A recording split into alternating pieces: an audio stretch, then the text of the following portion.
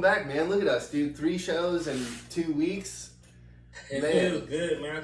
I feel like John was just talking like, "Hey, you started some shit and didn't follow through." Huh? I can hear him saying that now. What's up, John? Hey, John. John's gonna be, huh? How you been? Dude, good. Fucking first week of week 0 of college football. Obviously, I watched. You watched. It's funny. I thought it was so cool. We were talking about the show before the day of the show meeting. You know what I mean? Like, yeah, like we're getting like real with that. I feel like a little kid, bro. I was like, "Yo, we talking about stuff. I got ideas right now." And Hell yeah. Yeah, it was dope. It was dope, bro. Week 0 did not disappoint me either. I was like, it ain't really no good games. I enjoyed them. Oh yeah, had a great time. Missed football, bro. Yeah. A lot of people were like, you see it on Facebook and Twitter and stuff. They're like, I've never been so happy to watch Vanderbilt in Hawaii. Like there was, but it's crazy, dude, because like we do this every year. Like we just get so excited knowing like, well, this ain't gonna happen. And then like when we get a good opening week, it's like, hell yeah. That is crazy. What you drinking on over there? Oh, just a little sweet tea and. You're drinking Black Label with sweet tea? You need to be just drinking that straight, man. Nah, man. I gotta get up too early in the morning. Yeah, I got that. All right, man. So let's get into it, man. Do it. Week 0 in Dublin, Ireland. You had Nebraska taking on Northwestern. Man, how'd you feel about the game? I was upset, man. I don't know if I told you, but I remember I'm in a group chat with our homeboy Dre. Oh yeah, what up, Dre? Eric Anderson. Eric, and my homeboy Darian. The wedding I went to out there. Hell yeah. Okay. We was talking about week 0, and I was like, best game probably gonna be Nebraska and who they play? Northwestern. Yeah, Northwestern. And I was like, I got Nebraska by 6. And I'm watching it. I mean, I didn't bet on it. I didn't put no money on it. Just talking. Yeah. And I'm watching, and I'm like, yeah, okay, they might actually do it by a little bit more than 6. And then, well, Scott Frost gonna Scott Frost, man. How did you feel about it? So watching the game, I knew. So I'm rooting for Scott Frost. I think it's really cool when these head coaches they go back to their alma mater and they take over the program. And they try to instill values and shit and really build the program up. Especially like a program like Nebraska where it's been, hey, national championships to literally 0 relevance. 2010 they were in the national championship and then nothing for the last 10 years. And I think me being a fan of his, I was excited to see him. Step up and get a big time win because I feel like he really needed the win.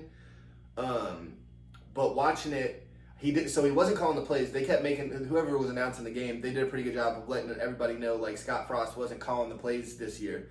So he was letting his offensive coordinator call the plays, and they were kicking some ass. And then all of a sudden, that onside kick, for no apparent reason, kind of shot him in the foot. Yeah, but at the same time, I don't like putting all the blame on that one play call because what happened to the defense? The defense just stopped trying to stop anybody on the run. Like, I mean, but it's what I told you, man. Like, you just can't keep your offense keep going 3 and out or throwing interceptions or doing crazy, turning the ball over, and you just keep going on the field. Like, yeah. And then you can't tell me, Billy, and you play the game. If somebody comes out the gate and tries to onside kick the ball to you when they're already up and you get the ball and they don't, well, first of all, it's a momentum swing, but then it's like, oh, fuck y'all. Y'all just was trying to, rubbing in our face that we down and we got a whole 2 half of football to go. Yeah. Fuck y'all. It's on. That shit's hard to gauge. The coaches put them in a tough position, I think. I mean, the defense should have showed up, but doing some shit like that, that's disrespectful. And, I mean, you've been seeing people say it. Me personally, I wouldn't take that type of disrespect, and Northwestern didn't. And it showed. But let me tell you some stuff about Scott Frost. Go ahead. I know you like him. And he even said what you just said. I gotta win games. That's how you keep your job.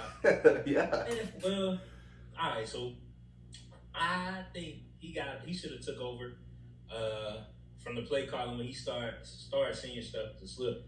Actually, I think he should have vetoed that onside kick, but he didn't even let it go. But let me tell you, the Cornhuskers have lost 9 consecutive one-score games, bro.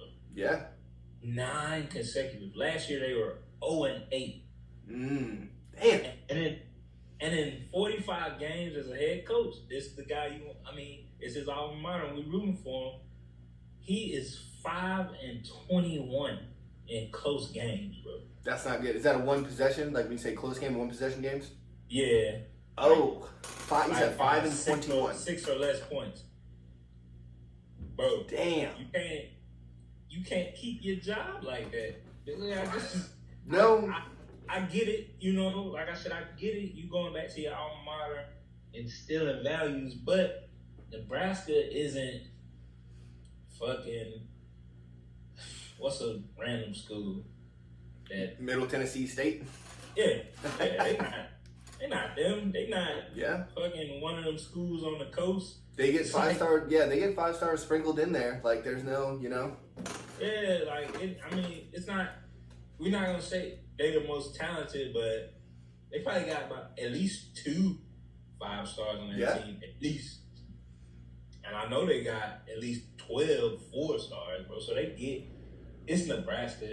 They're not a Rudy Poo school, like. Good point. And to have that type of record, it's kind of like and for him to acknowledge that he need to win games, bro, it's kind of bad. It's kind of terrible, actually. So do you think him acknowledging the fact that he needs to win games? Do you think that added pressure? Do you think it did the opposite of give him good faith, or like? Because are we sitting here thinking like, no, it definitely put pressure on, way more pressure. Because now they're like, does he even think he can win games? Ooh. And come on, like I gave you the stats. 0-8 in close games last year. You lost 8 games last year. That was close. 1-score games, Billy. But that means they're right there, though, right? Like, couldn't I say that? Couldn't I say that they're just right there? Like, they just don't have it. They're right there. Losing 8 games in a 12-game season? Yeah. 13-game season? What were they, 3-9? I think so. Yeah. That's fucking terrible. But that's not right there. That's so. Middle Tennessee State won 5 games. That's not fucking right there. But so I'm gonna go back to something that I've said on this program for sure, but I've definitely been saying for years that college football is ruined with these. Let's fire this coach after 3 years. Now this is Scott Frost's 5th year at Nebraska, so he's had time to get a full slate of his guys through that program. So. Yeah, he needs to win some games, but I want to look at some programs, man, like Iowa. They've kept Kirk Ferentz there for he's been there for almost 20 years. Mike Gundy has been at Oklahoma State for 15 years. Like there's the guy at Middle Tennessee State. The reason I brought them up is because he's been there for 15 years. Like there's programs where look at Bill Snyder. He literally has a stadium named after him for Kansas State in not Lawrence. Where are they at? Wherever Kansas State is, they have Bill Snyder Stadium. He coached there forever. Frank Beamer coached there at Virginia Tech for years. I think he has that 1 national championship. But see, Middle Tennessee State went 7-6 last year, Bill. Yeah, but they're playing in Conference USA. They're not playing Ohio State, Michigan State. They're not playing those schools. Yeah, but they also aren't getting 4- and 5-star recruits. Oh yeah, okay, yeah. Thank you for dropping that in there. And we big on 5 stars. We talk about that a lot.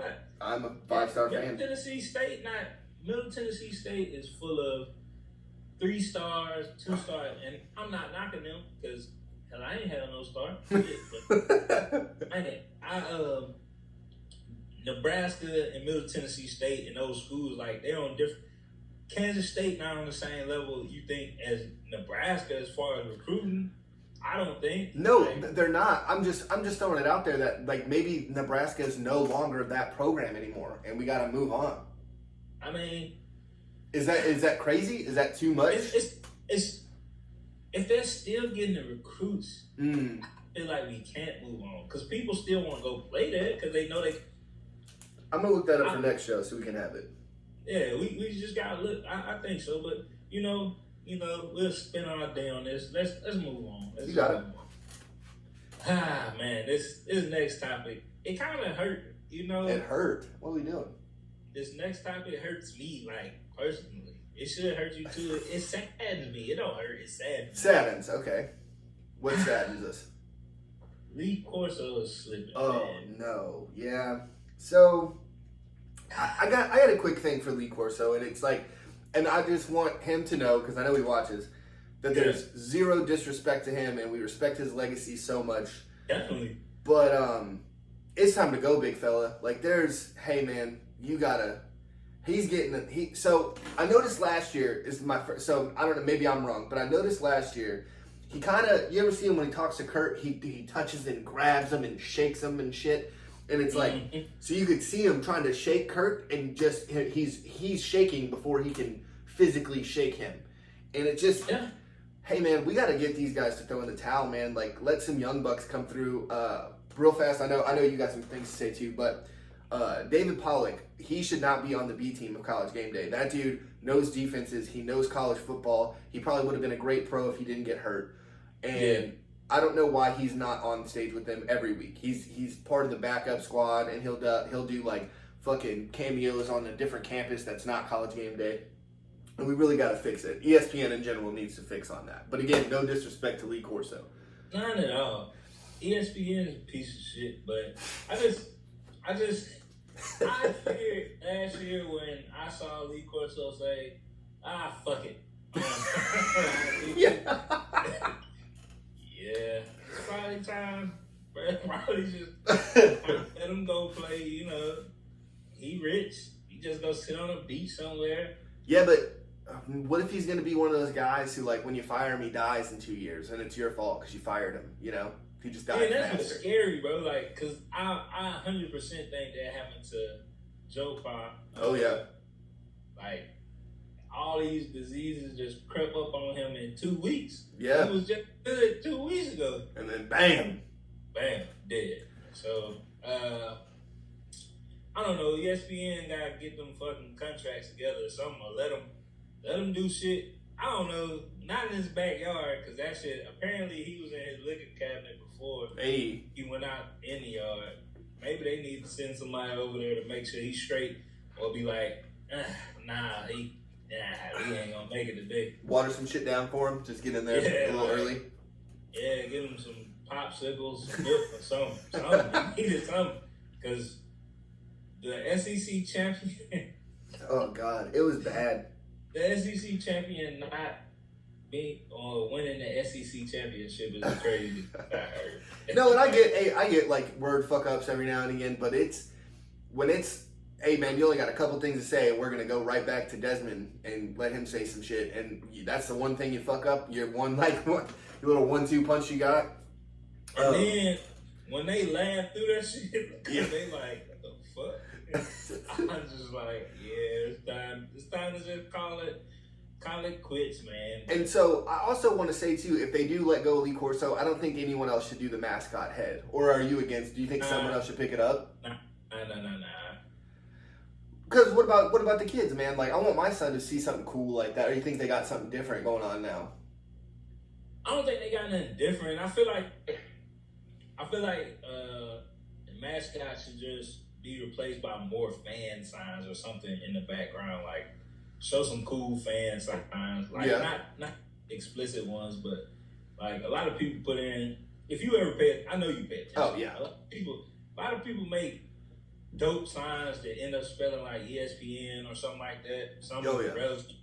And I just show more of them, bro. Like I think that John is like, I don't know.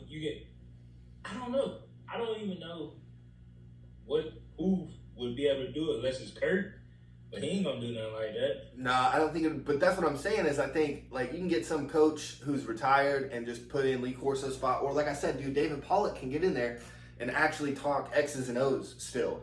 Because back in the day, if you look, so I looked at some old Lee Corso stuff just to see, like, because he's always been the crazy guy. Like you said, they could laugh it off because he's always been that crazy guy. Yeah. And I just think, man, maybe just get someone else in there but because he knew X's and O's back then, so he was able to kind of say what he thought and shit like that. But now it's just like, hey man, it's getting rough on him. And then I got two more things about ESPN. I know we got to move on because we're taking a while on this one. Yeah. But number one, ESPN. So for the Ohio State Notre Dame game, out of all the alumni that's going to be there, they have the 2002 national championship ceremony. So all of those players are going to be there, right? Notre Dame has an extremely great history of great alumnus and everybody who's gone to that school, celebrity fans, all that stuff. And you know who they have as the celebrity guest picker on College Game Day is fucking Jack Harlow, the rapper. He's the I'm so sick of Jack Harlow. Because he's white, you think? Nah, he just fucking. He's not. I don't know. Somebody said that he was better than Mac Miller, and I've been pissed off ever since. How? In which way? Like, did you even like try to conversate with that person, or were you just out? Oh, I seen it on Twitter, bro. I just. You can't be respecting these tweets, man. Some people are just fucking idiots. I mean, but I would. There is no way I was just gonna be like, let me just scroll over that. I read some of the comments and people were doubling down on it, and I was just like, it's gonna be a cold day in hell for some of y'all.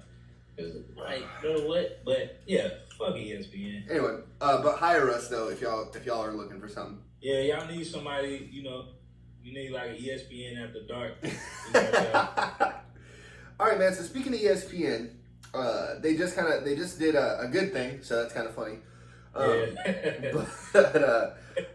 the HBCU college coverage, you and I have been, I think, the forerunners for HBCU football. Only person that's been advocating this shit more than us is Deion himself. And that's only because he can coach there, and they just haven't offered us jobs yet. Yeah. Other than that, we're right there with Prime, right? Yeah.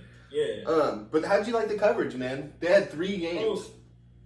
Bro, it was so fucking dope. I was kind of sad about the game that had like the rain delays. Yeah.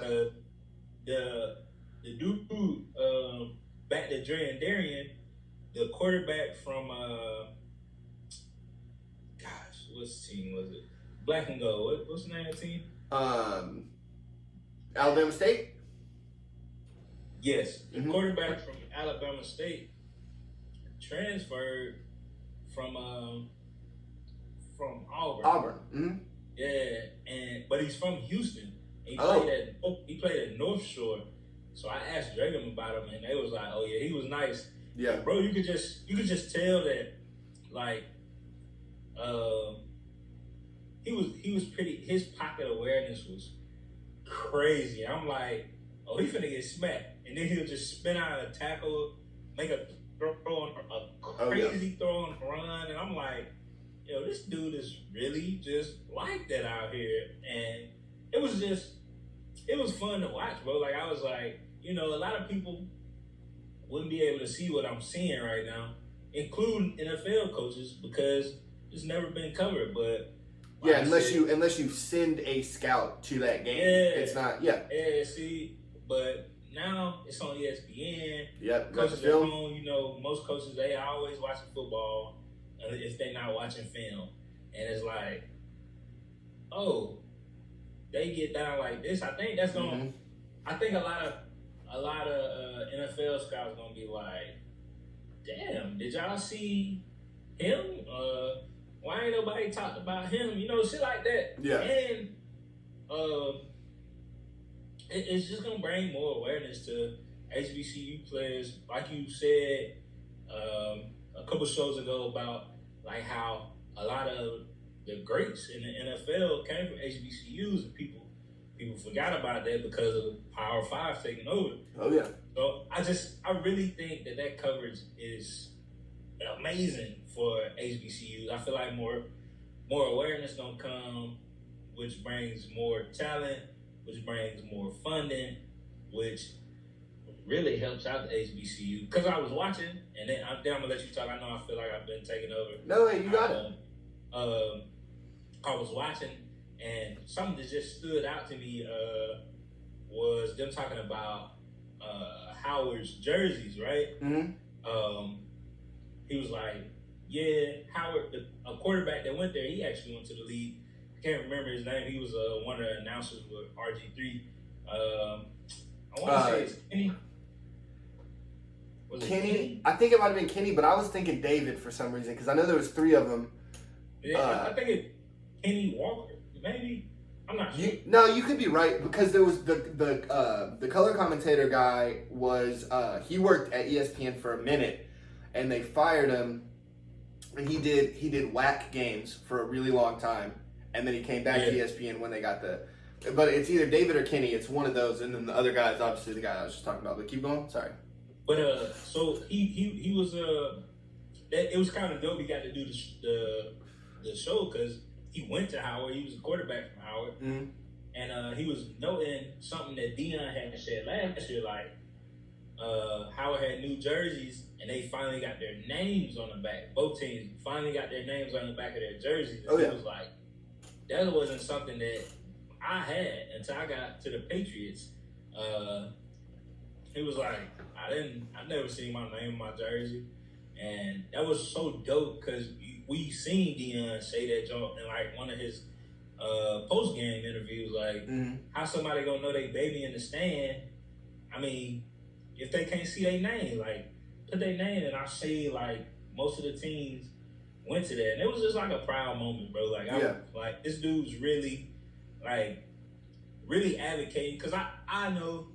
You ain't been in Mississippi long, but you've been here for a while, so you know how the state funding goes as far as how much money we bringing in and all that shit. I've seen those stadiums. Huh? I said I've seen the stadiums. Yes. Yeah. Stadiums. I know Deion not making $1 million over there in Jackson State, and I know he don't need it, but he should get paid it. But he's not even trying to take it, and that's what I respect the most because he came in and started advocating for HBCUs, and it's been good HBCU teams, bro. Like, North Carolina A&T been good. Like, they play dope, relevant games. They send people to the league. It's other schools that been good that send people to the league, but just been on a smaller scale. Like, but now with the ESPN coverage, I feel like a lot of people that coulda, woulda, shoulda went to the league, even if they don't get drafted, I feel like a lot of unsigned free agents gonna come out. Oh, absolutely. Yeah, I think, like you said, right? I think having Deion there to help facilitate money and how shit's gonna go. I'm not saying Deion's doing it all himself. I know that there's ADs. I know that there's, the athletic director, obviously. I know that there's people behind the scenes. I know there's academic people that are back there trying to really advocate for these HBCUs. I want to give them their credit. Obviously, we don't know their, definitely. Yeah, we don't know their names and stuff because they're not in front of the camera like fucking primetime Deion Sanders, But I just think it's so crazy to me, and I think that they are gonna get out. So we're gonna go over longer on this topic than I thought we were, but I think it's cool. So I think my second favorite thing, I'll cover my first favorite thing in a minute, but my second favorite thing I think is with all this alignment, like you said, with how college football is turning into, I think that HBCUs, especially after a couple of years of this ESPN stuff, have a real shot for the Pac-12, the Big 12. I think has a big time, there's a big market now that those bigger conferences can be like, oh, let's bring in an HBCU. Or even at the worst of it, if it's a money grab, literally just to be like, look, we care about black people, Big 12, come on, like, you're in the Big 12 now. Okay, that's cool. That's so cool because, like, all right, you want to be a piece of shit about it, but you're giving the coverage to where it needs to go. You know what I mean? Exactly, and then with them being there, oh yeah, it's on funding. Oh yeah. Now we get the facilities, or even if they don't invite them into,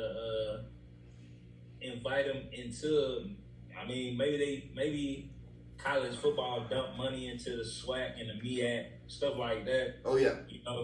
to just get him.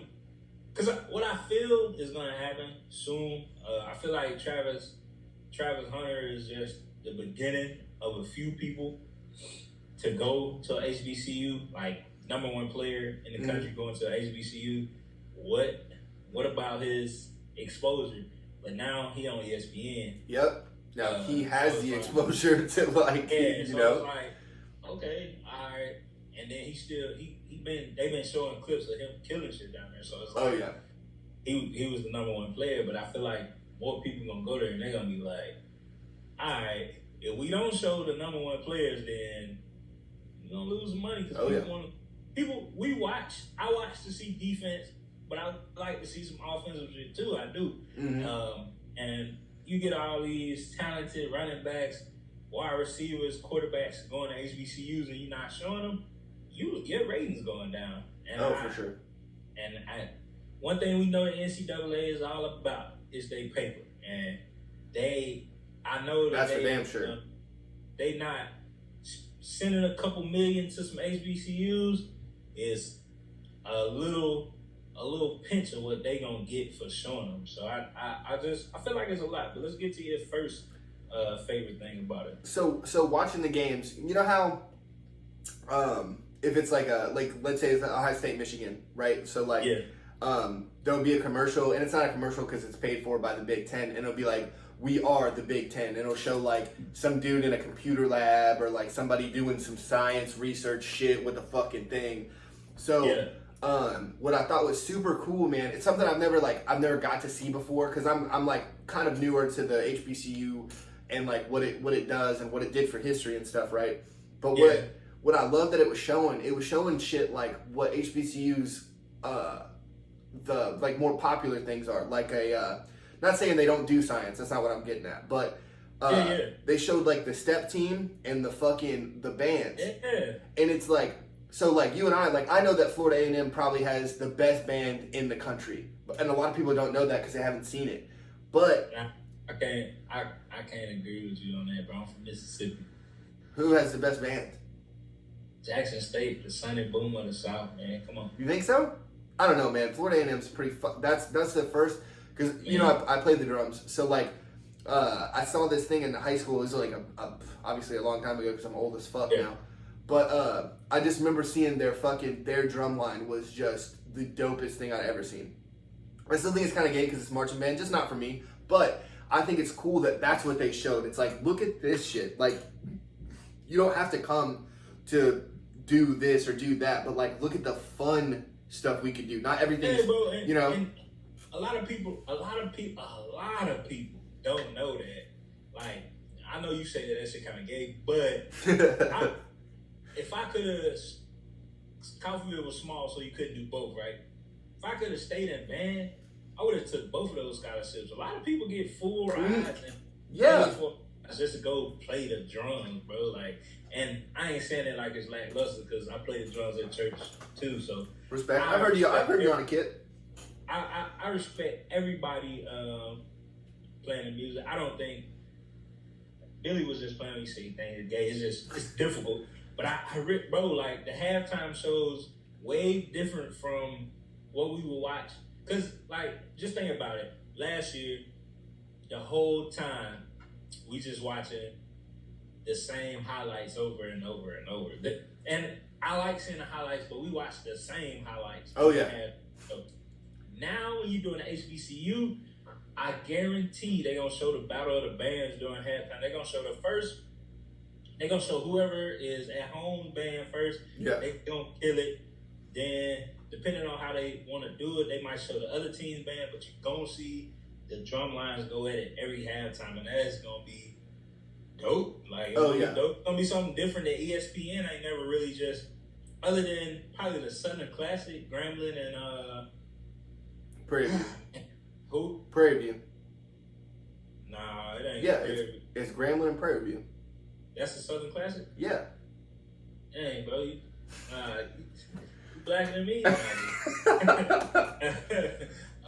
yeah, so they showing that. Other than ESPN showing that, people ain't really used to that. I don't expect for everybody to like it at first, but people gonna catch on. They're gonna be like, cause the music is, it doesn't have a color to it. So if it sound good, I don't care who you are. You gonna bob your head and pat your foot to it, and a lot of people gonna be like, what is that? And it's gonna be dope, bro. No, so I do want to say one more thing, and I know this isn't a political show, or this isn't a like, hey, think like us or anything, but I've seen a lot on Twitter, because I was following, RG3 had a couple coverages, because he was literally tweeting, during the game, and somebody, because I just thought it was funny that he was tweeting during the game, and somebody was like, how come we can have historically black colleges but not historically white colleges? And it's just like, and there's like so many people like compounding into it, and it's like I just think it's crazy. Just like, number one, like, you didn't even look it up, because white people can go to HBCUs. They can. It's the reason it's historically black. I just want to throw it out there. I don't know if we have listeners that don't understand it, but it's historically black because black people couldn't go to other colleges. They had to go to those ones. Like, that's why, you fucking idiots. I just want to throw that out there. Just not to be mean or whatever, but like, fuck. Stop being an idiot. I don't think you can say not to be mean after saying you fucking idiots. I mean, it's that's me. To the people that think like they're just excluding white people to exclude them, because that's not the case, number one, and it's like, and literally, I think the first time we, No, go ahead. You were just kind of, it was stuttering a little bit, so I looked. You're good. My fault. I think the first time we talked about it, I went on like a almost 10-minute talking about it, but yeah, man, it's just, we couldn't go to those schools. Yeah. Like, you had to go, people wanted to further their education, they had to go somewhere, so, but all in all, because we've been on it about 10 minutes, all in all, I love it. I know you love it. Oh, yeah. I hope the fans that don't love it grow to love it, because it's interesting, isn't it? It's still football, people. Like, it's more football being put on the TV, so, you're welcome. Bingo. But speaking of college football, still on college? Let's talk about, or speaking of building on college HBCUs, let's just talk about building, period. Okay. Rebuilding years, to be specific. Rebuilding years, gotcha. How do you feel about teams that used to be, because we talked about Nebraska, they used to be, but Nebraska actually did it right. They scheduled a great team to play first game. But yeah, bro, like Nebraska scheduled Oklahoma. They're trying to, he probably get his ass beat unless he change up, but he scheduled them. But then you got schools that's trying to rebuild, and they schedule it. And I'm a fan, but I'm not an idiot. We scheduled Troy. Come on, bro. Like, Troy, and no disrespect to anybody that's a Troy fan, but or a player. Yeah, like, no disrespect to y'all, but I'm just saying, like, and it's like Alabama, who, and I know you got to say this one, but they schedule teams that used to be good. Like, so it's kind of, I don't know, I don't like it. I don't like it personally, like, because I feel like you start off with those cupcake schools and you beat the shit out of them. So now you just like, oh, we're really fucking good. And then you go play somebody in your conference or a better school out of conference, and then you like, Texas A&M was when they was, Kent State? What was the score like? It was, so they ended up beating them. It was like 42-10, but in the middle of the third quarter, it was 10-3. All because you underestimated them. Yeah. All because you thought they were cupcakes. And I think that's something else I have, like, because we're talking about the rebuilding schools, kind of scheduling some cupcakes so they can kind of get their shit together. And I understand that to a point because it's a big payday for these smaller schools. But my thing is, so Ole Miss scheduled Troy. At least Troy is a Division I program. It's not, who did Florida State play? Decatur? Damn. I fucked you up because I said the wrong thing. Yeah, you did. Decatur's in Atlanta. Man. Anyway, The oh yeah, the Decoy? Duquesne? Duquesne, that's it. Something like that. Yeah, but you get them, and then you get. I think a big problem with me, especially in the SEC, is that they have the week before the Iron Bowl, Auburn and LSU does it also, and Auburn does it, of course. But they schedule, Chattanooga for the week before you play Auburn. And it's like, that's cool, man. At least just give it a week off. Like, schedule that on a different bye week. Like, yeah, but like, for homecoming, I totally get it. I get it. Homecomings, you got all these alumni coming back. Yeah. It's supposed to be a blowout. Blase. Homecoming, I'd probably schedule a Rudy Poo, a Division I Rudy Poo. Yeah. Rudy Poo, but Bowling Green. Somebody. Yeah, but don't have your fucking homecoming and then the next week you're going out and playing Bama. Like, come on, bro. Like, it just don't make sense to me. I feel like it's a setup the whole time. I feel like it's a setup, not just in the SEC though, but no, absolutely. everybody. I feel like Michigan's playing Hawaii, and Vanderbilt just wiped the fucking floor with them. And now, what? So I'm gonna play devil's advocate because I just had the thought. So I'm sorry if I cut you off. But with Vanderbilt beating the dog shit out of Hawaii, right? So 63-10 was the score. But now we'll look at Michigan playing Hawaii, and we're going to sit here and be like, Michigan, you better put up 70 so we can at least think that you're a real fucking threat. You know what I mean? Because if Vandy is doing that, y'all need to do that tenfold. Exactly. You know what I'm saying? But then Vandy going to fuck around and play Georgia next week. Yeah. And lose. And I'm going to be like, well, goddamn, Vandy. Treat them like they was Hawaii. You can't. But you can't. So it's weird. And then it's like I like this week's coming up game. First game, Ohio State, Notre Dame. Like, I like this shit. Oh, yeah. Yeah. I like that shit, but I like to see shit like that. Like, to really test. Because, you know what's crazy? Say Ohio State loses or Notre Dame loses. They still can bounce back to make the playoffs. Like, we done seen one-loss teams in the playoffs. Like, yeah. So, but this will show you where you really at. That's what is that? The term iron sharpens iron, or whatever. Like, those are two fucking. I ain't gonna call Notre Dame a powerhouse because fuck them. That's why. Okay. But they kind of are. So all right.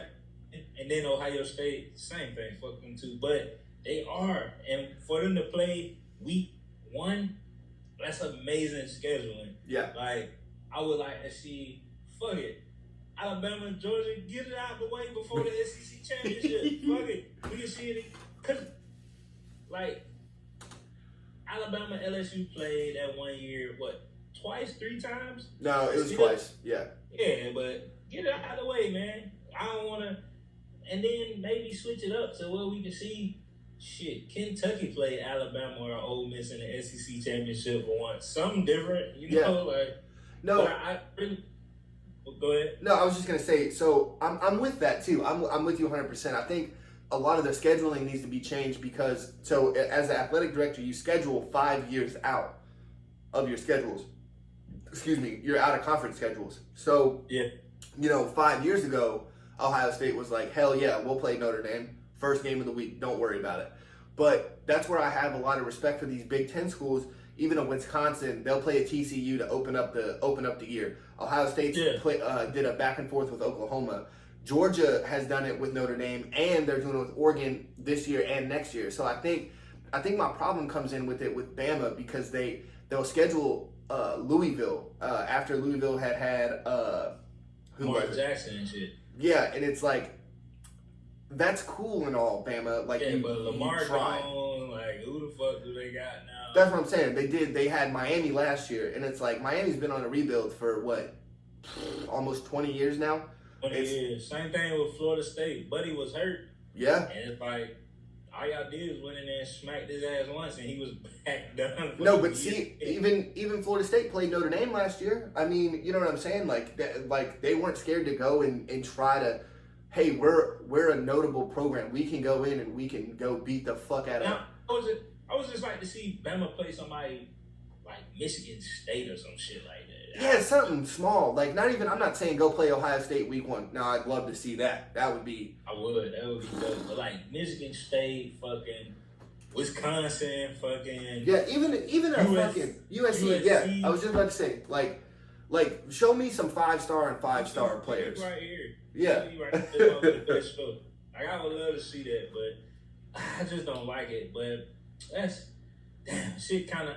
We just do better. SEC, do fucking better. Do better. Because I know Billy wants to say it, but do better. But speaking of the SEC and the NCAA, damn, both of them. NFL rookie, man, another sad moment. NFL rookie Brian Robinson was shot in an attempted robbery back in Washington, man. And that shit's crazy as fuck. What did you have to say? You had something to bring up about that. So I did. So I just want to throw another shout out to Buckeye Aaron because he had texted me and I was like, no, the fuck he didn't. Because I even Googled it. Like, I Googled Brian Robinson, all this stuff. Nothing. Yeah. All that happened was draft pick, this, Alabama, all this stuff. I couldn't find it. And I was like, no, dude. But then 2 minutes later, he sent me Adam Schefter's tweet, and I was like, what the fuck? But, dude, something has to be done in Washington because, bro, you look at Sean Taylor, like, probably the most famous thankfully, Brian didn't die. Thank God. Yeah. But, dude, fuck. They got to do something. That's crazy that it's happened. Two different occasions in the same place. The same attempted crime. Like, what are we doing? How are these dudes? Maybe this is something ignorant to me. Like, what are we doing to protect these dudes? We're letting them be humans, which is cool, but at the same time, like, how are they just getting rolled up on? That's just shit I think about and what I would want to know, bro. It's real wild, but you gotta look at the area too. DC outside of that political shit, yeah. It's kind of a rough city, man. Like, no, Dave Chappelle said it numerous times, but it's like when it's happening, and even it's not even a frequent thing. But thinking about an NFL team, like how many times has somebody from Jacksonville got shot? You know what I'm saying? And that's not a great place to fucking be either. On the other side of Matthews Bridge, and in Dallas, look at fucking some of the shitty neighborhoods around there. Like there's how many people have gotten shot just hanging out over there? Like there, you know what I mean? Like we got 2 stories just from this one place. And then let's not even mention the owner and all the shit he has going on. It's not, bro, like, but it's not, it's just NFL players and like a lot of jealous shit, but I just feel like, I mean, yeah, these dudes are normal dudes, but they are athletes with money and people are gonna target them. Look at Will Smith. When Will Smith murdered. Yeah. Murdered down there, like, and it's just like Sean Taylor murdered, like Steve McNair murdered, and it's like, yeah, bro, what the fuck? And it's like they're getting killed, like protecting their like wives and kids. Yeah, they're not like it ain't. They not out there in the streets like fucked up or nothing. They just Will Smith died in traffic, and like he had something in traffic. Somebody hit him. Yeah, and it was like, fuck it, I know who you is. Bam. Like, that's crazy shit, crazy. Dude. Like, it's crazy, but I don't know. NFL gotta, I don't know. I don't even know how you combat that. Because first of all, Washington has to do better. Like, they gotta figure out something, bro. Like, make more opportunities around there for regular people to work. Because you gotta think, outside of that political shit, what's booming in Washington like that? You know, yeah. You work at the stadiums, but I don't know, and I could be wrong, but I don't know no big market in DC. Like, I don't. The Washington Post, they have a lot of motherfuckers working at the newspaper. I think. I said for regular people, Billy, like people that didn't go to school. No. Yeah, that's what I'm saying. I'm just trying to throw something big out there that like. You're talking about just some regular dude like me and you, like where would I go work in Washington? Yeah, like what would we do in DC? I mean, I probably could do a lot. You probably could too, but dude, I'll run for mayor. Huh? I'll run for mayor over there. Yeah, probably. So that's the thing too. Like, let's look at. So I want to bring this up. I don't mean to cut you off again, dude. I'm so sorry. Yeah, you good. So look at New York, right? Like that's where I'm thinking. So look at New York. They play both New York teams in the NFL play in New Jersey. You know what I'm saying? So like there's that, and then there's Boston. They play in Foxborough, a totally different fucking city. Like, bro, the New York teams are literally playing in a different fucking state. You know what I'm saying? Like, is that not crazy to you? Like, maybe Washington needs to do the same thing. It's 3 New York teams, and I gotta have you back for that. There's what? It's 3 New York teams. Who's the other one? Oh no, it's not. No, it's not. It is 2 New York teams. I'm tripping. I'm thinking about the Jets, but because they both play the same stadium. I'm tripping. What the fuck? I'm trying to save you, and you let me jump over the ledge. No, that's why I was like, what the fuck is he talking about? I thought you had like a joke or something, like some team was like adopted. No, I was a joke. No, you're right. New York does have 3. The Bills are from New York. Buffaloes. Oh yeah, all right, yeah, I wasn't tripping. Ah man. How did that just happen? I don't know. Oh, I don't know. We need to stop freestyling. I think it's the problem. Freestyling makes it better because we're human. Like, we make mistakes. But yeah, bro. I'm sorry. Yeah, bro. It's crazy though, cause like New Rutherford is nice as a bitch. Is it nice over there? It's nice as fuck, clean. Look like, I ain't gonna say super upscale, but it's real suburbia over there, right? The stadium was dope as hell, but that's crazy though. Yeah. You come across them bridges to go play ball in another state. That's crazy as hell. Like, yeah, Foxborough ain't in Boston. Like, let's see, who else? Shit, Dallas and fucking Arlington. So, like, yeah, but it's real nice over there too, though. That's what I'm saying. But they don't play in Dallas. I mean, they could play in Dallas, but Dallas a little rough because they had to put the team in fucking Oak Cliff. Yeah, that only spot with area. Yeah, bro. Like, everybody car getting jacked. Yeah, you ain't lying, because even Texas Stadium was in Irving. It wasn't even in Dallas still. Shout out to Oak Cliff. Shout out to Kayla. Hey, shout out. Oh, yeah. Right there at Keith. But yeah. I don't know, bro. Like, it's rough. That's rough as fuck. And then you got to think, where would you move them to? Virginia? Or not even move them, still let them be the Commanders. But what would they play in Virginia? I mean, so if you look at Baltimore, that's a awful rough area to be. Also, now that we're just sitting here thinking about it, like, nobody's getting killed over there. Like, what the fuck? You know what I mean? I don't know, bro. I just feel like I said, bro, hey, how can I come up now? Maybe Baltimore has a lot of opportunities for people to do stuff. Maybe. Or maybe Baltimore just got a lot of cool people. I don't know. Bro. Yeah, maybe they're just like, yeah, it's all good. I'm not gonna kill an NFL player. I'm cool with it. You know. Like, I want them to win maybe the Commanders ain't got no fucking hope, and they just like, fuck it. Owner crazy. Yeah. We call the Commanders now. Fuck it. I'm gonna rob somebody. I don't know. Go back to the Redskins. I'm gonna rob everybody. Like, there's no.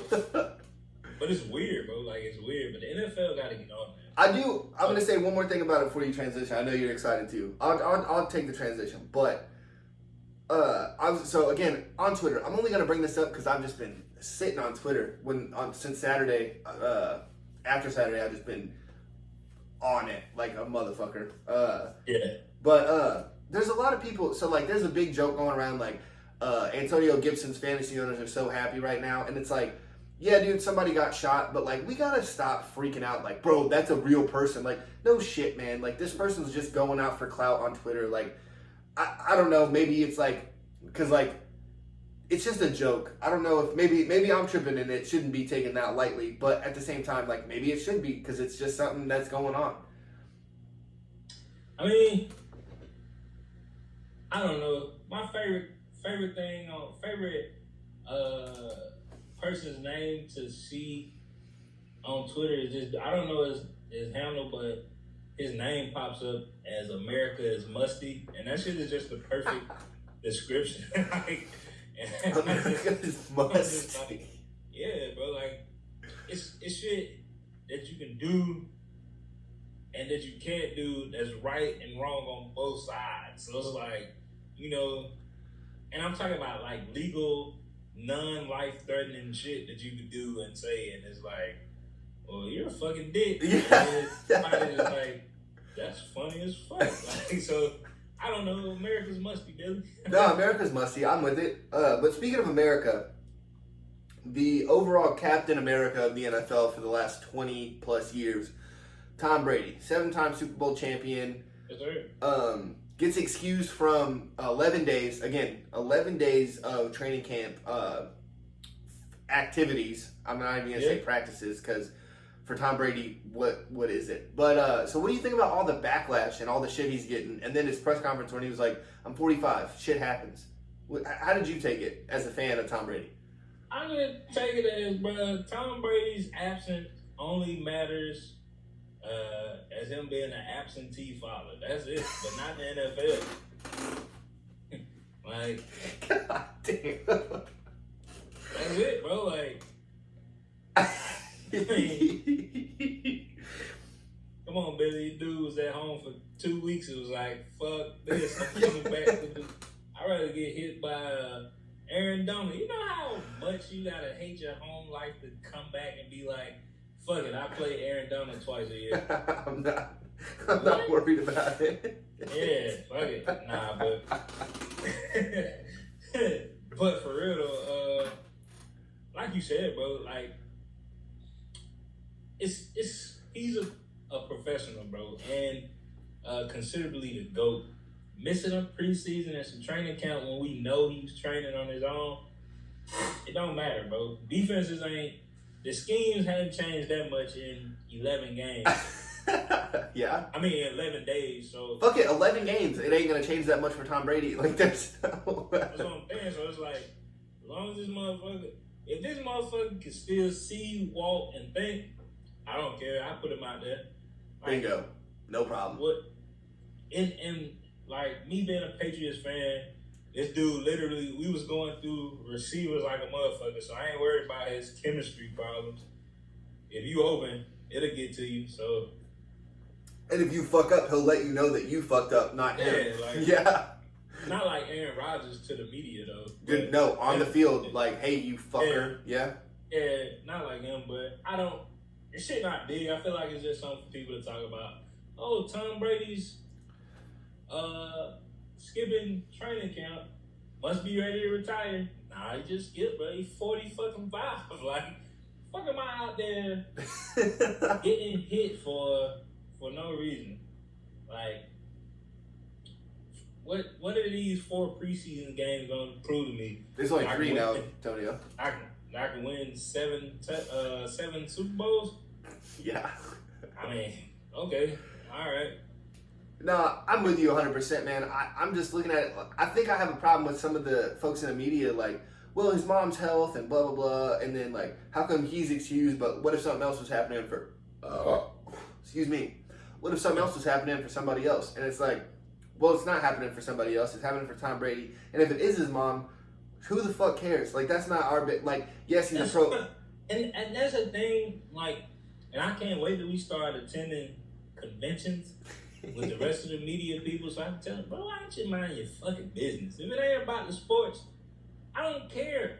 As long as they not out here doing that illegal, doing some sick ass shit, bro, if he missed 11 days because he took Giselle on top of Mount Everest and slept with her, I'm proud of him. Like, I'm not mad at this fucking Giselle. You telling Giselle no business? I mean, I would because I'm a faithful married man, yes. But if I'm Tom Brady, really telling her no? Of course. She didn't bless me with 2 children and a wonderful life. I've never even seen that. It's single Billy. Oh, yeah, no, but single Billy is also trying to tap everything with a pulse too. So that. Good answer, Brea. You got a keep. I know, dude. I'm good. If Dale said anything, I'm calling old BA up. Hey man, Giselle trying to throw this pussy at me. I'm going to get it. Hey, yeah. I'll be there for the regular season. What you think Bruce Arians gonna say? Oh well, he's not showing good discipline, he gonna be like, shit, I would too. Fuck it, I'm out of here. And then Like, what are you gonna do, man? Even if, like, let's say like it is like in his contract something like hey, fine him for what he missed. Like, you think Tom Brady's gonna give a fuck that you fined him for missing whatever time? Like, I wonder if that's like a bigger thing, is that they're not taking any money away from him and he gets to be excused or whatever. Because it's like, if that is if it's like for his family's health, like, does he have to, again, because he's a figure in America, you know what I mean? Like, he's a guy that we all look to. So, like, he does have some rights to privacy, but not as much as, like, you and I. You know what I mean? Yeah. So, like, he could take a question, and Tom's been here long enough and done enough shit to where, like, he could be like, hey, that's my family's business, instead of just saying, hey, man, shit happens, and trying to move on from it. You know what I mean? Like, yeah. Why, number one, why does it matter if it's his mom's health or not? What if he did just want to take a vacation with his family because he planned on retiring and fucking fucked up and said, yeah, we'll go to Breckenridge and ski or whatever, and you know what I mean? Like, who fucking cares, dude? It doesn't matter, bro, because at any given moment, you know this dude will lead you to a Super Bowl. He's done it before. Shut the fuck up. Like, I'm with you. Just let him do it. But speaking of Brady, let's talk about one of his other Super Bowl championship teammates, his backup, Jimmy G. I was backup, Jimmy GQ, the most handsome quarterback in the NFL. And the richest backup ever. He signed a contract to stay with San Francisco with a no trade clause. How you feel about that? Damn. So number one, respect to Jimmy G for understanding what's going on, because he could have been a dick and been like, nah, y'all got me for 2 more years, pimp, you better trade me or just fucking pay me for sitting here, or pay me a fuck ton to cut me, which I think is pretty crazy. I like the move. I think my hat's off to Jimmy G, because he didn't have to do it, but I think that shows other teams like, hey, Jimmy G's willing to take this backup role for, you know, Trey Lance, still mentor him and let him get the feel for the game, because what we saw at Trey Lance, we liked, but did we love it? Is Trey Lance going to do what Jimmy G got me to a Super Bowl and 2 NFC Championship games? I mean, is Trey Lance doing that? We don't know. I'm not talking shit about Trey Lance. I hope you just don't know. Yeah, we just don't know. And Jimmy, you gotta see his first full year as a starter is gonna be different. Like, of course, I can come in and win some games as a backup. Yeah, Jimmy, he started it off. I respect it. I respect it. I respect it a lot, I think. Because you're getting paid, like, and it's hella incentives, like, the more playing time, he could make up to $16 million for a year. Oh, yeah, no, definitely. I think that was, hats off to San Francisco and the management for doing that. Like, hey, man, if Trey does get hurt, we're expecting you to do some things when you get in there. Yeah, so, like, you know? Or what if Trey fucking, like, no bad wishes on him, but what did he get in there? He just shit the bed like Trevor Lawrence did. Like, that's fair. Well, we got Jimmy G. Hey, warm it up. Come out. Then there you go. Yeah. Like, nothing. You're not missing a beat at San Francisco. I don't think Trey Lance would be bad. He got a cheat code with Debo, so I don't think he'll be bad. I think it'd be pretty good because of the way Debo got paid. More offense is about to be ran through him, so I don't. Yeah. You know, his usage rate is about to be through the roof. Probably. I think Trey Lance got put in a good position, but Jimmy G he probably was the second best backup we ever seen. Who's the first best backup? Aaron Rodgers. Oh, that's a good point, yeah. Well, yeah, no, Jimmy G, he's been to a Super Bowl. I think, like, I don't give a fuck what team you put around me, because Jared Goff also went to a Super Bowl, but it's like, whatever team you're putting around this guy, he still has to make shit happen. It's not like he's just out there, you know? Yeah, and he might be the best backup ever because he got more rings than Aaron Rodgers. I don't know. No, he doesn't. He only has 1. They got the same. I thought he had 2. No. Oh, wait. No, because he wasn't there for the, when they beat the Rams. He was only there for the Seahawks one. You sure? Because I feel like he was. I'm like, yeah, I'm about. Sorry, John. Sorry, John. I don't pay attention to our backups. Brady's ever let me down. It's not like Jacksonville that year y'all could have went undefeated. Never mind. I think Mark Brunell is a quarterback for them, John. Correct me if I'm wrong. I don't think he watches the show anymore, man. Well, fuck you, John. We left and he's like, yeah, fuck them. Nah, he inboxed me and still send me shit from like Pro Talk Sports. Yeah, John, text me. Don't send me Facebook messengers. Yeah, that shit's weird. I just be popping up.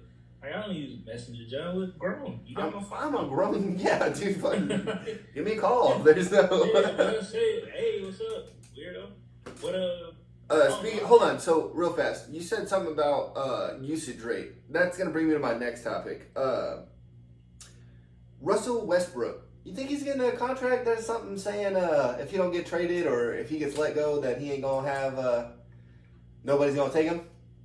Oh my god, bro! And it's so bad. It's so bad because Russ doesn't suck. I don't ever want the people to think we painted a picture that Russ sucks. He's very not suckish. He's probably a first ballot Hall of Famer. Yeah. But he just had a terrible season on the biggest stage. And it's like... So I do want to throw out, I love that you said we're not talking shit. I'm going to throw one thing out and I'm going to send it right back to you. He didn't have a terrible year. He had an exact year that he always has. He just played with LeBron James. Go ahead, sorry. That's the thing. Like, you got to see, like, a lot of stars, and we don't want to talk about it and acknowledge it, but a lot of stars, and this is a testament to LeBron's greatness, but we're not talking about him tonight. He knows he's great. He texts us all the time. A lot of stars avoided that smoke, bro. Like going to LA because they knew that, yo, this dude is expected to be great every night. Now that I'm on the floor with him, I'm gonna have to be great every night, and every night means every night that LeBron's on the court. Like if we all sat down for rest, cool, we could lose by 30. But if we on the court and we losing by 20, and LeBron had 30 and everybody else had 6, 7, and 8, you know what I mean? About to get on my neck, and that's what happened. But I really, his numbers, like you said, his numbers last year were similar to MVP Russ. Yeah. So, in terms of not points per game, but in terms of 3-point free throw and assist to turnover ratio, exactly the same. So it's like, fuck. But I think everybody watched that picture get painted so heavily, bro, that it's like nobody wants to touch Russ. And if the Lakers, because they got it. Jeannie got it. Like if she wanted to buy him out, she could. Yeah. I feel like take nobody. That loss. No, just take that loss. My bad. Yeah, but I feel like with the display last year, which wasn't a terrible display, it was just a terrible display. I don't think anybody would pick him up. Like, but now, you know, with recent developments, because I heard Uncle Shay say something about OKC trying to sell some tickets. Was it on his podcast or was it on Undisputed?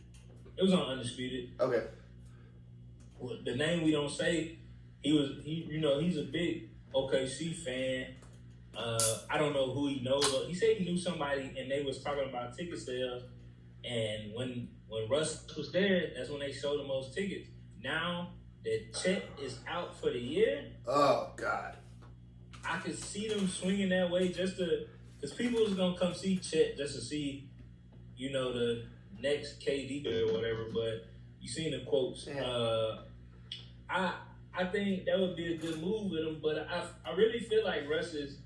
It's gonna be weird because I feel like now that Pat Bev is there, if not within the first 10, 15 games, if Russ is starting, he'll start coming off the bench, and that's not a stretch. I just with Pat Bev. Do you think Russ can come off the bench?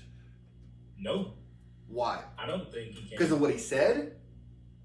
No, because he still in his head, he's still a superstar. He's a 1 or a 2, not a 3, and definitely not a 6.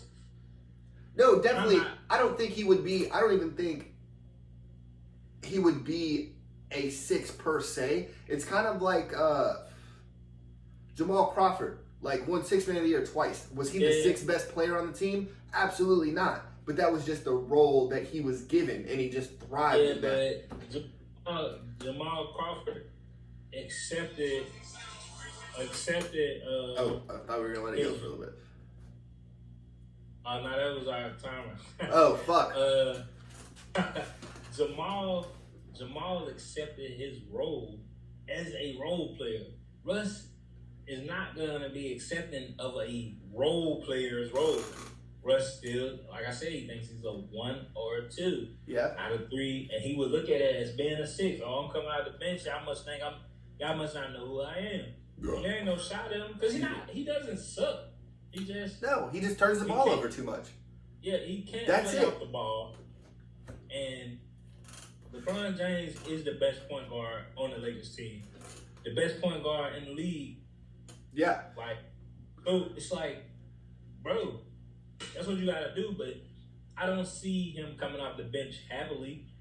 And I feel like they gotta move on from that because, like I said, I see Pat Bev starting because you gotta think the team gets better with him starting automatically. Not in the sense of scoring, but 3-point percentage.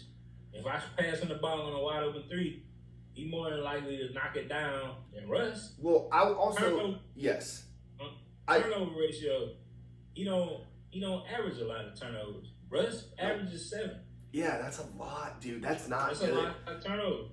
But so Pat Bev, when he sat down with Stephen A. and he was like, if I go to the Lakers, they're instantly better. And he's right, and I love what he said. He said that I know my job is to make other people better. And even if let's say he doesn't make other people better, but the thought that if that's his mentality going into it, that's the best you can ask for. But he will, Billy. Like no, I'm not saying he won't. I'm just saying at the worst, even if he doesn't. But I think he will also. I just want to throw that out there. The defense became better automatically. Oh, for sure. He's a pest.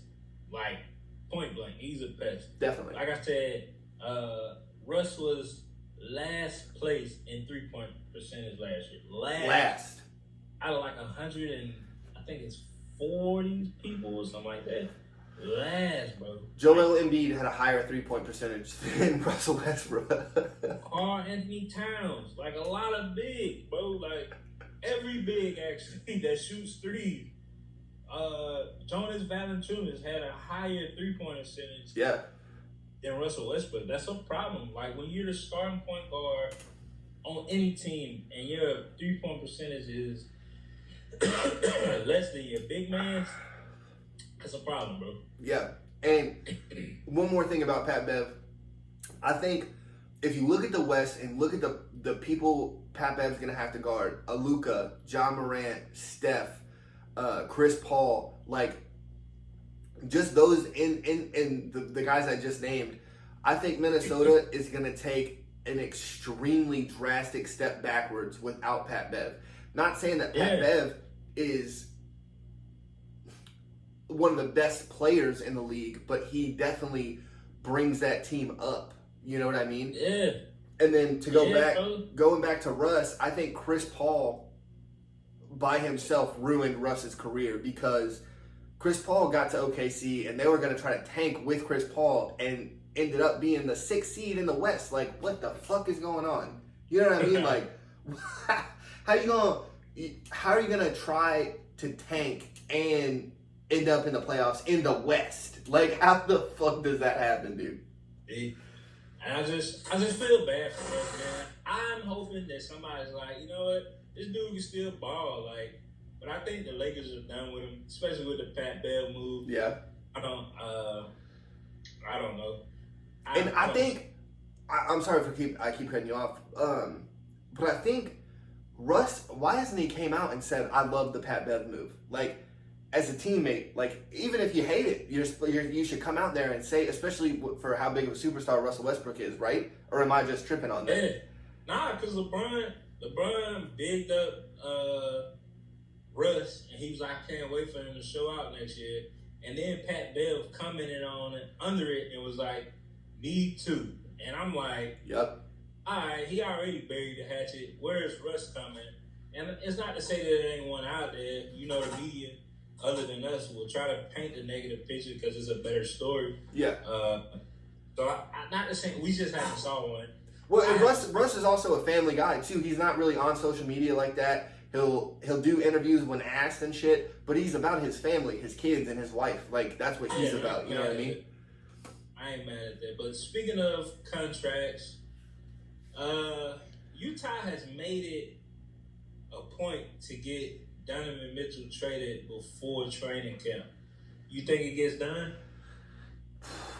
No. I'm gonna tell you, I don't think so. I just don't think that Utah, number one, can afford, like, everyone's saying blow it up, but it's like, it's something else that I keep going back to. You know, you're Utah. Are you gonna be winning finals? Probably not. If you don't win one with Stockton and Malone, you're probably never gonna win one. That's just not what it's in the cards for y'all.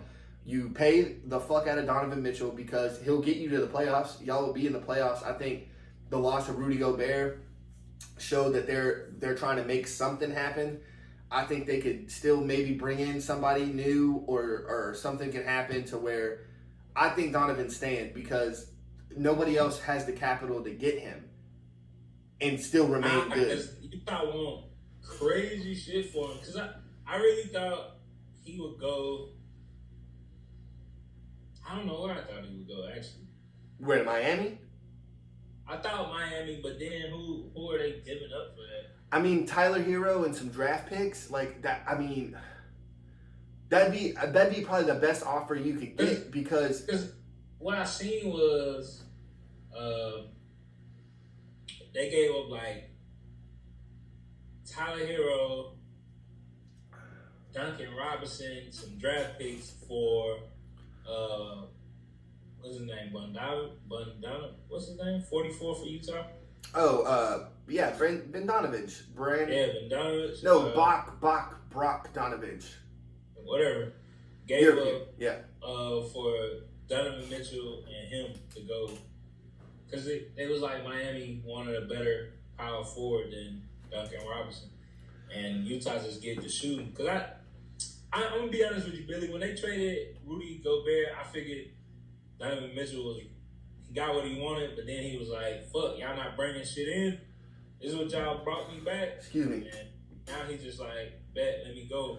And then well, that's the thing, too. They literally gave up bullshit and got rid of Rudy Gobert. Or they received a crazily amount of shit for Rudy Gobert. So if I'm sitting here with Donovan Mitchell, the great value Zach LaVine, I think I'm getting fucking 10 times more than I got for Rudy Gobert, and I just don't think the market's there for that to go down. You know what I'm saying? I think Donovan Mitchell realized what you realized. Well, fuck. The third highest scorer in NBA history and the leading assist person couldn't win a fucking ring. I ain't got no luck at him. Like, I'm great value Zach LaVine. Fuck Bingo. So let me get up out of here. I don't know. I just felt like that Miami move would be easy just because D-Wade got ties with Miami. Yeah. But he's also on the Jazz, ownership team or whatever. Yep. So I don't know. A partner or whatever they call it. Yeah. Interesting to see what they do going forward. But let's go and get into our final topic, the meat and potatoes. Speaking of while we talking about assists. So and it was crazy that this came out.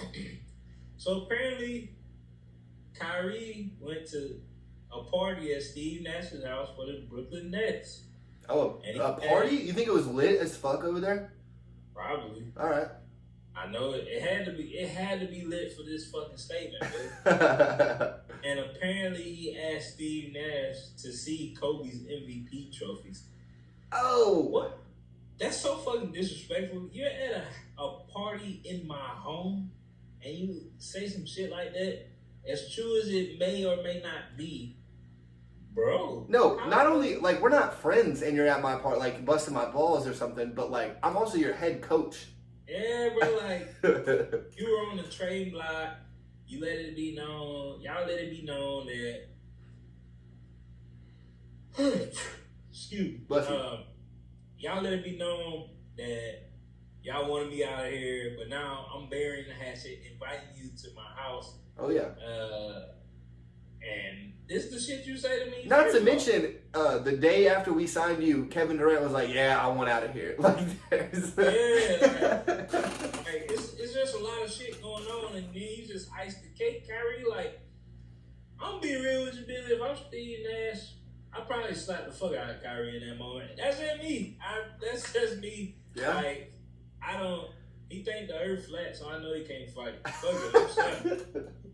And his accent, I don't know how many people from Duke know how to really fight, if I'm being honest with you. Yeah, bro. Probably just JJ. Oh, you think JJ Redick can fight? Yeah. I think he's not controversial enough. I feel like he would try to talk you down because he's like, hey man. I feel like that's just I think he playing chicken. And real fast, Christian Laettner also I feel like could fight from Duke. Yeah. Everybody else though, like somebody went to the mall the other day. Never mind. Wait, where did Ben Simmons play ball? LSU. Yeah, never mind. You think Ben Simmons can fight? Nope. Oh, okay. I was like, Somebody went to the mall the other day. For some reason, I felt like he played for Duke. He didn't. Somebody went to the mall the other day and called him Russell Westbrook to his face, and then he just asked the security to escort him out. He like 6'10", 260. the fuck? Just be like, I'm not Russell Westbrook, and move on with your life. That's crazy. But, hey, I'm not an athlete though, so I don't know if I would be offended or something. Like, Russell Westbrook's had a way better career than you. I just feel like. I feel like shut up bitch is just warranted in a lot of situations. Like, shut up bitch. Yeah, or something like that. I would never flaunt my money but I don't just say shut up bitch. Like, you call me out my name, I'm gonna call you out yours. That's fair. No, that's a good point. But you could also be like, what's up, random dude who fucking's walking through the mall? Like, yeah, it's weird. But how do you feel about the Steve Nash? First of all, how do you feel about what Kyrie said, and how do you feel about it? How would you have handled that? So, my thing is, if it was me, like if you're putting me, like I'm Steve Nash, me being me, I would be like, well, I could show you one of Kobe's and then the one that I won, just to be a little concise with it, like understanding like, all right, I don't want to like fight this dude, but I'm not about to be a bitch, so. Yeah. That's how I would have handled it. Just kind of like, here's it. Because then you don't know who was around. Like, I wonder too if Kyrie was making a joke. Like, what was leading up to that also. Like, I'm sure Kyrie just wasn't all of a sudden like, hey, where's Kobe's MVP? Like, I'm sure there was like some banter or some joking about, you know? I just don't think Kyrie that type of dude, but I think everything he do is calculated as fuck. So I feel like. Oh, you think there were people around to make sure? Yeah. Okay. I feel like he went in ready to spit off some crazy ass shit, and it just happened. But you said something interesting I want you to elaborate on. You said, what's that? I can show you one of Kobe's and then mine. What do you mean by that? So that would just be, even if because like you said, if it was me, that's just how I would do to kind of more defuse the situation, but also not be a bitch. But yeah, I feel like you got some numbers or something. Something to tell me. I do. My first number, so the 04-05 season, people say both of those should have went to Kobe, but Kobe wasn't even on the ballot. So there was 14 players that got an MVP vote. Kobe Bryant was not one of those players in 04-05. So it's hard to win when you ain't get no votes. That's what I'm saying. So why, like, you're telling me there wasn't one person that thought Kobe Bryant was deserving of an MVP? Because you and I have said it, LeBron should have 10 MVPs by now, but he's at least on the ballot. People are like, yeah, LeBron needs the MVP because he deserved it. But Kobe wasn't even on that ballot. So that's... Was LeBron on that 04-05 ballot? Yes, he was. He was third. Wow. Yeah, that's what I'm saying though. Is man, like we look at these greats like Kobe and a Jordan and a Larry Bird and all these like these really great players, but like, what were they doing in that time? Like, I didn't even look up Kobe's stats because he wasn't even on the ballot. Like, I didn't even want to bring that to the show. That's case closed. Like, there's no point to look up the stat. Like, Kobe could have been, and he probably did have an amazing year. But the Lakers. That was the year they traded Shaq to Miami, and Shaq was second in 04-05 for MVP. So it's like, I don't want to sit here and tarnish Kobe Bryant, rest in peace, for sure. That's not what I'm trying to do. But I just feel like we just want to hate on a LeBron. We want to hate on a Steve Nash because they won these accolades, and it's like, oh, that's not my guy, so like, fuck this dude, kind of. Yeah. And I just think that's wrong. Because now we're acting like Steve Nash didn't have an amazing career, or at least an amazing time with the Phoenix Suns, which he did. It did. That team was a force, bro. Right, absolutely. And so my thing was, I'll show you one of Kobe's, and if you want to say that Kobe won the 05-06, Kobe Bryant was fourth on that MVP ballot. So, or on the 05-06. So I'm just gonna run you through the numbers, man. So 51% and 45%. Who do you think what field goal percentage do you think Kobe had? 45. He had the 45%, right? 35.4 points a game and 18.8 points a game. What was Kobe? 35. 35. He was the second scorer in the league that year. You know who's number one? 2005? Yeah, 05-06. Nah. Carmelo Anthony. You know where Carmelo finished on the MVP vote? Third. Wasn't on the ballot. Dang. So the leading scorer in the NBA wasn't on the MVP ballot. So I don't have a vote. In 2005 and 6, I was in the 6th grade. So I don't know. I don't know what the fuck I was thinking back then. But if I'm looking at it as an adult now, if you're telling me the leading scorer isn't on the ballot, so does scoring not matter at all? I think it does. I think it takes a factor, yeah. It has to take some factor, but why wasn't he on the ballot? Okay. Probably had a lot of turnovers, do you think? Probably, or didn't play no fucking defense. Yeah, Melo's never really played defense. But we're going to keep going on. So 10.5 assists and 4.5 assists a game. Who do you think Kobe was? 4.5. Hell yeah. What rap song? I think it's Anime is the rap song where he's like, I'm Kobe, I'm never gonna dish shit or miss shit. Maybe. Anyway, I got the bag. Tell a friend. Sorry, my bad. So, 3-point percentage, 43.4% and 34%. Which one's Kobe's numbers? 34. It's 34. Steve Nash had 9 points better than Kobe Bryant percentage-wise from 3-point. I think there's an argument to be made to where Steve Nash deserved the MVP. I think it's crazy that Kyrie was just like, and everybody else on Twitter that was like, nah, Steve Nash shouldn't have been remotely involved in that. I think that's what's crazy to me. Some hating. Just some hating. Some hating. I don't know, man. Like I said, well, I do know that was some hating because the numbers is crazy. Like, hey, real quick, and I know we were gonna talk about it. Was LeBron on this MVP? This 05-06? Yep, he sure was. Yeah. What did he finish? He was 4th or 5th. I can't remember. Crazy. Yeah. Nah, Kobe 4th. No, LeBron was because AI was up there too. No, AI was second in 04-05.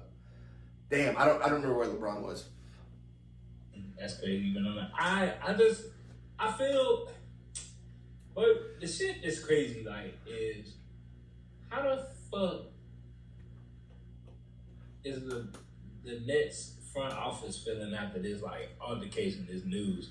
Like, first of all, Kevin Durant did all that bullshit. Like Pat Bev said, thanks thanks. Now people can go to work now. Yeah. Thanks.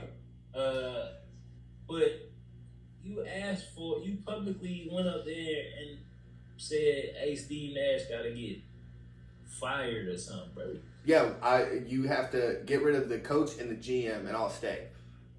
And then Kyrie come and attack him in his home, bro. Brooklyn is it's crazy, and I might be out of line for saying this, but Brooklyn is a much bigger dumpster fire than LA. Oh, definitely. I think you could say, dude, if you have the best player in the league saying, I want out of here 2 years after he signed a 6-year contract, like, what the fuck? They literally, the year before last year, they were a foot away from going to the NBA Finals. They got swept in the first round this year. Like, what are they doing? Like, what kind of, I want to know what kind of culture they got there where everyone can just be like, hey, man, fuck the coach, fuck this. But you got to fire the coach, dude. I'm sorry. Like, all this shit coming out, like, you have to fire Steve Nash. You gotta go, bro. And I hate it for Steve Nash, bro, but... Yeah, like, what has he done to deserve that? Dog. Steve Nash was really put in a Steve Kerr position. Yeah. With not the same type of players, because that's what Brooklyn's missing. Brooklyn doesn't have a Draymond to tell everybody, be like, hey man, chill the fuck out, let's go win these fucking games. Yeah. It's just a bunch of prima donnas over there with no enforcer to be like, oh, y'all acting like some bitches. We could win a lot. Yeah. That's it's crazy, bro. Same team, almost just in the East. A bunch of shooters. Yeah. No big, and I guess with no defense, Draymond and a couple of them dudes play way better defense. But it's the same team primarily. You got two motherfuckers that can score like crazy. Yeah. Actually, you don't really got much now because KD had them all traded away to get James Harden. I was gonna say, dude, losing Spencer Dinwiddie, I think, was a big loss that we don't talk about enough in the NBA world. Like, bro, Dinwiddie and Karis LeVert, that's a crazy fucking move, bro. Yeah, dude. Karis LeVert single-handedly almost put them in the playoffs in the bubble. It was crazy. And I want to give a lot more respect. So I can't give LeBron much more respect than I already do for literally taking Kyrie to the finals like this. Like, yeah. KD was doing it when Kyrie was hurt the year before, like this year, right? I don't know how we're doing it because it's the offseason, but the year before last year, they were so close to going to the finals without Kyrie. LeBron got to the finals, won 2 games without Kyrie. Like, I think it just shows, and then look at Golden State with what they did with Kevin Durant. Like, hey man, you're gonna come in and you'll be the best player on the team. Everything's copacetic. Don't worry about this. Don't worry about that. And then KD was like, all right, bye. I gotta go. Respect to KD for leaving because he needed some kind of validation for his own rings, right? Yeah. See, and this is the thing, and we might we getting off. Well, we not. We talking about it, but see the thing about KD, I think. He always gonna be a shooter, but does he do like LeBron in the offseason? He ain't never really had that type of body and nothing like that. No, but is he gonna decline soon? We don't know because he's not getting younger. Well, and scoring, he's not gonna decline. He's gonna score at will because he can shoot a 3 and he's 7 foot tall. I think when you're paying these dudes this much money, you're paying them for obviously production on the court. But you're paying them to be the leader, and it's when your leader is doing a shitty job as a leader. Like, what else? What are you gonna do? Yeah, I think getting David Fizdale over there, or a different, because Steve Nash was never really the leader. It was Amari Stoudemire for the Suns days, and then it was even Dirk back for Dallas when Steve Nash was there. So like, Steve has never had to been put in the position to be like, hey, shut up, stop being a bitch. You know what I mean? Like you said, like there's nobody there to do that, and I think that's what it's gonna take.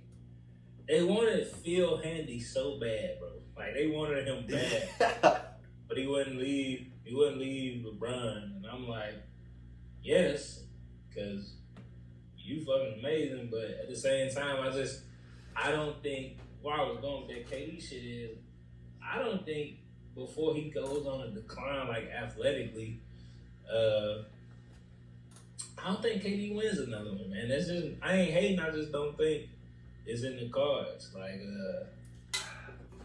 it's not with Steve Nash as the coach. There's no way Kevin Durant wins one, at least in Brooklyn.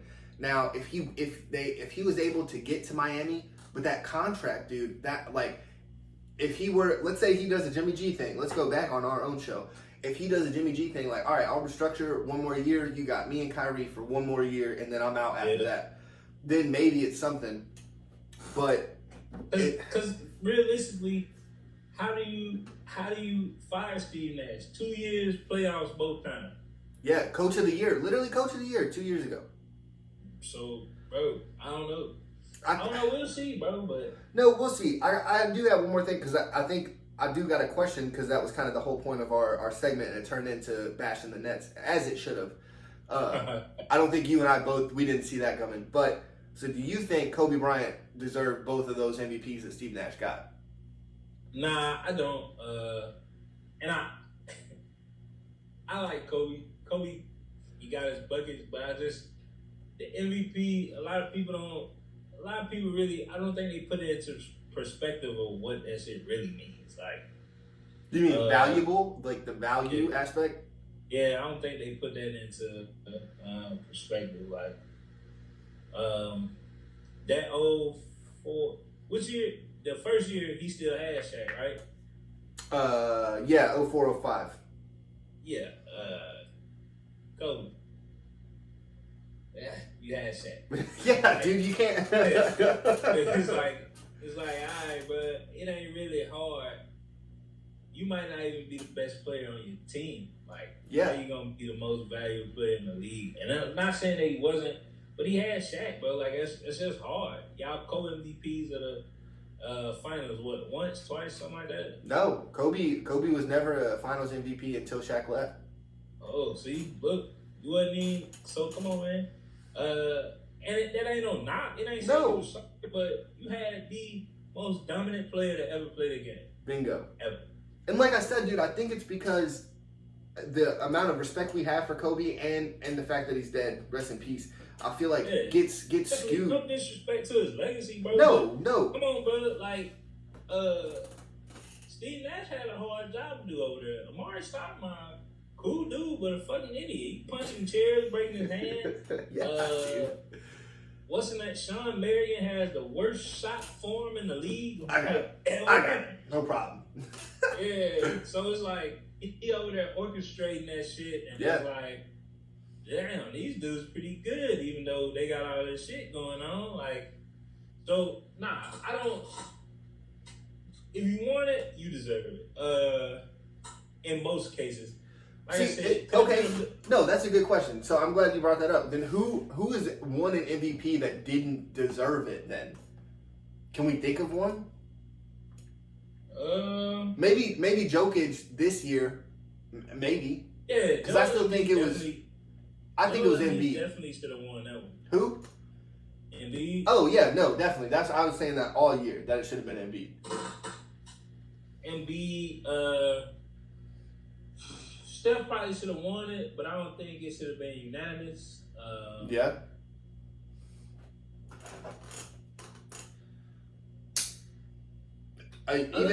Even Giannis. Giannis, what? He shouldn't have won his? No. I'm saying even Giannis could have been in the discussion. Like if you were saying, yeah. Like, you know, I just probably this year, bro. Let's see. I think my point is that I'm not saying that these dudes didn't deserve it, but the fact that we're just acting like they had no part of getting an MVP. Yeah, typical years and all that shit. Especially when people ain't make the voting. It's crazy. Like I said, no disrespect to Kobe because he's a GOAT. MVP. But I don't. Maybe the 05, 06 year because of the no Shaq and all that shit. Like, what did they do the year Shaq left? Went to the playoffs. I know they went to the playoffs. I know they didn't do anything. They didn't, because they lost to the Suns in the Western semis both years. Well, see, there you go. Because the Spurs, I believe the Spurs got it 04-05. And then no. Detroit on one of them years. No, yeah. So the 04-05, the Lakers beat them in the playoffs with Shaq. And then the Lakers lost to that Pistons team. I think. Yeah, I think the Pistons won in 04.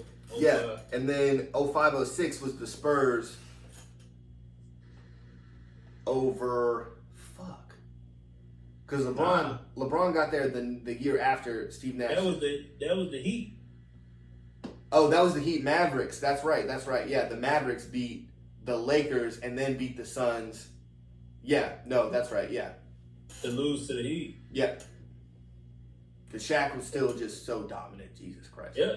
So even with Dwayne Wade, he was still Dwayne Wade got the Finals MVP, but still Shaq was just a fucking monster back then. It's Shaq, brother.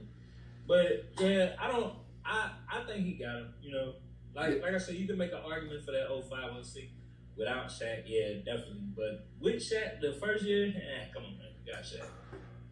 But look, we really just be making dope shows out here. I'm telling you, dude. And it just be rolling. And I just want our loyal fan to just put it out there, man. Just put it out there. Let people know that this shit is a great watch. It is. It is, dude. It's two great friends doing a show on one of the greatest topics ever, sports. Bingo. We having fun. And it's a freestyle. It's like I said, it's the wild and out of sports. I'm telling you, I got a notepad right now, but it's we talking about 30 things that isn't even on this. Dude. Not even on there. I'm looking at my notes right now, and it's shit that it's names that we done said that wasn't even on there. But it's a fun time, man. It's a fun time every time. No, it's great, and putting out, like I said in the beginning of the show, man, this is our third show in 7 days exactly? Yeah. I mean, dude, this is so much fun. We just have a great time, dude. I feel like you and I are knowledgeable enough to get motherfuckers to listen. And then I feel like people are worried to criticize shit that we're saying also. Yeah, but we not. See, I'm not gonna go back and forth with you on Twitter. You say something about it, I'm gonna look into it, and you right, I'm gonna fix that shit. Bingo. I'm real. I want to hear what you got to say. Let me know if I'm wrong. Cause we be drunk sometimes. Let us know. Sometimes, yeah, it takes a little bit a lag or something. We're talking about 3 teams in New York. There's only 2 teams. Oh wait, there's 3. Okay, go with that. But yeah, dude, I thought this is episode. So this was episode 31. I didn't even do that. That was the first time I missed it in the intro, I think. No, you did, I think. Did I? Okay, we'll see. But yeah, man, just a great time. Next week we'll be back after week 1 of college football. So yeah. that'll be we'll be in there, and then the week after that it's gonna be NFL also. Yeah, man. We're gonna put something together where we do probably a 20-minute segment like we did for College 25. We're gonna put something together where we tell the big games of the week. We just give y'all our predictions and why. Bingo. No, I'm about that. We'll do, you want to do a who's making it to the playoffs? Yeah. We'll have that shit too. Hell yeah. All right, man. Hey, we appreciate y'all listening. I know we have 7 recurring viewers, so that's nice. I saw that in my little YouTube content creator thing today. Yeah. Shout out to the 7. Again, just hit the share button, man. Tell us where we're fucking up on the show. That would be pretty cool. But yeah, as always, man, we really appreciate the listen, man. Appreciate y'all. Definitely.